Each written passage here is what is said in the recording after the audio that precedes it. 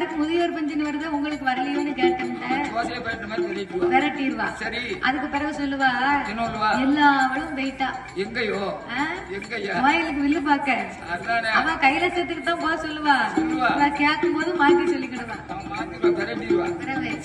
அப்போ அதுக்கு மேல இருந்தா நமக்கு மதிப்பே கிடையாது. அப்படி இருந்துட்டாலும் நம்ம கையால் நமக்கு வேலை பார்க்குற மாதிரி இருந்தா தான் மதிப்பு. பணத்தை சேர்த்து வச்சிருக்கணும். ஆமா, பணத்தை சேர்த்து தலைமாட்டுக்குள்ள வச்சுக்கிட்டா பக்கத்திலேயே உட்கார்ந்துருப்பா. ஆமா, ஏடிஎம் சொல்லணும், உடனே போய் பணத்தை எடுத்துக்கணும். அப்படி இருந்தா எவ்வளவு வயசுக்கு நாங்க இருக்கலாம்.